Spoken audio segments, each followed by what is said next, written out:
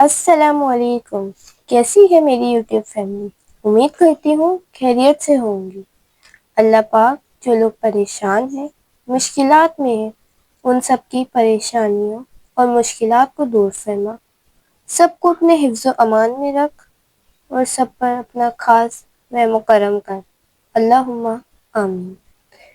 تو دیکھیں، ایک سوال جو بار بار دل میں آتا ہے، جس کی وجہ سے ہم اللہ سے شکوہ کرتے ہیں کہ جب اللہ کو محبت دینی ہی نہیں تھی تو ہمارے دل میں ڈالی ہی کیوں، دعا کے لیے ہاتھ اٹھوائے کیوں اور پھر واپس لے لیا، جبکہ ہم سچے تھے، نیت صاف تھی ہماری، ہم نے تڑپ کر مانگا تھا، پھر بھی وہ ہمارا نصیب نہیں بنا۔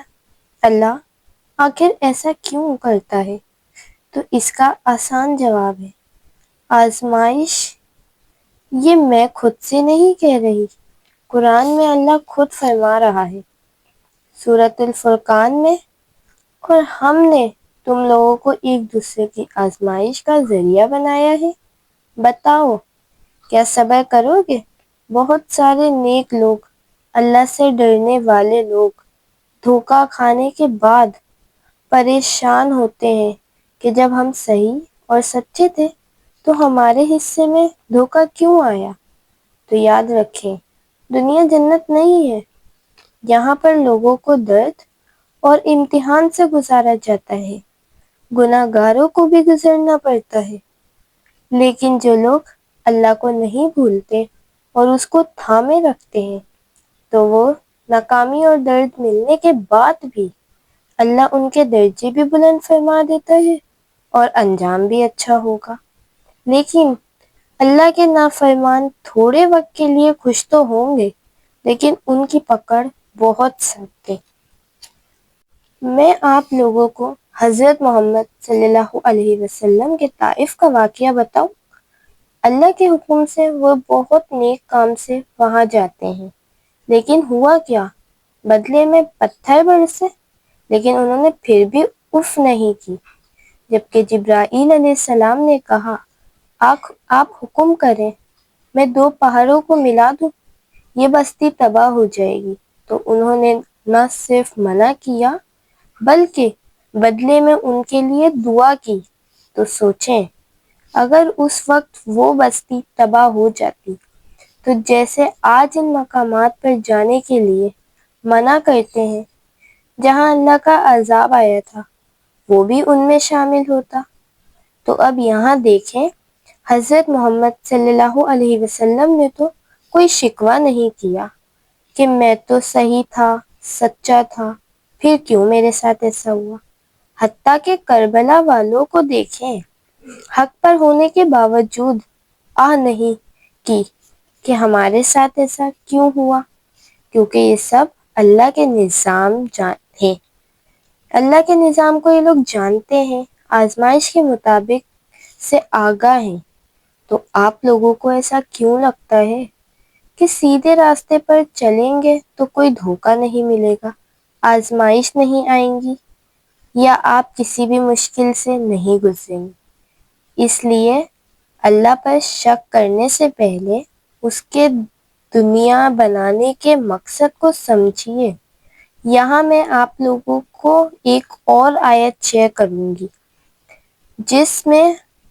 جس سے آپ کے 100 سوالات کے جواب ملیں گے۔ تم یہ خیال کرتے ہو کہ یوں بحشت میں داخل ہو جاؤ گے اور ابھی تم کو پہلے لوگوں کی سی مشکلیں آئی ہی نہیں، ان کو بڑی بڑی سختیاں اور تکلیفیں پہنچی اور وہ ہلا ہلا دیے گئے، یہاں تک کہ پیغمبر اور مومن لوگ جو ان کے ساتھ تھے سب پکار اٹھے کہ کب خدا کی مدد آئے گی۔ دیکھو، خدا کی مدد ان قریب ہے۔ یہ آیت سورہ بقرہ آیت نمبر 214 ہے۔ تو اس آیت سے صاف صاف واضح جواب مل گیا ہوگا آپ لوگوں کو کہ جو محبتیں، پیسہ، اولاد، رزق، دوستی کچھ بھی لے لیا گیا ہے تو اس کے پیچھے آزمائش ہے، اور اللہ نے ہمیں تو اتنا سخت آزمایا ہی نہیں جتنا ہم بے یقین ہو جاتے ہیں۔ ہماری آزمائش تو دعا ہے، بس جس کا یقین ہو جائے تو ہم آرام سے مشکلوں سے نکل سکتے ہیں۔ اللہ سے شکوہ انسان جب کرتا ہے جب اسے اللہ کی مصلحتوں کا علم نہ ہو کہ جن حالات سے وہ گزر رہا ہے، تو اصل میں وہ سب سے توڑ کر انسان کو اپنے قریب کرتا ہے۔ یہ آزمائش تو بہانہ ہے، پھر دعائیں قبول معجزے دکھاتا ہے۔ اور ایک اور آیت آپ لوگوں سے شیئر کروں گی۔ اور اگر اللہ تمہیں کوئی تکلیف پہنچائے تو کوئی اسے دور کرنے والا نہیں، بے شک، اور کوئی بھلائی پہنچائے تو وہ ہر چیز پر قادر ہے۔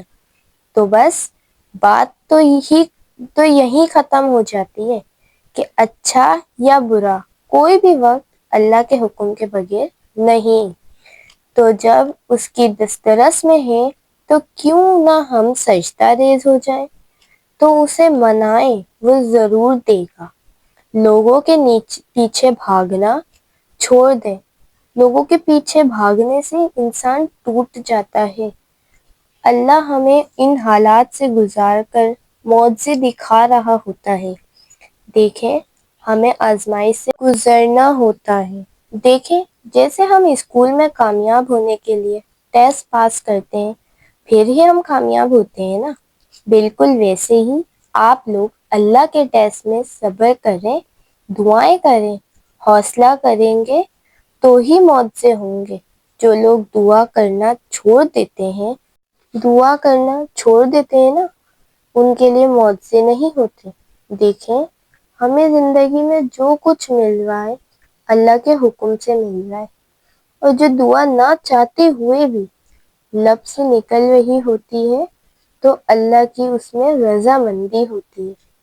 اللہ دینا چاہ رہا ہوتا ہے، لیکن وہ چاہتا ہے اس سے پہلے میرا بندہ یا میری بندی مجھ سے مانگے، مجھ پر اندھا اعتبار کرے، تو پھر کوئی ڈاؤٹ بنتا ہی نہیں ہے۔ اب اللہ تو آپ کو اشارے دے رہا ہے نا، تو بس آپ کو یقین رکھنا ہے اور اس سے سچے دل سے اور طرب سے مانگنا ہے۔ اللہ بس آپ کا صبر اور محنت دیکھتا ہے، اور ایسے لوگ ہی کامیاب ہوتے ہیں۔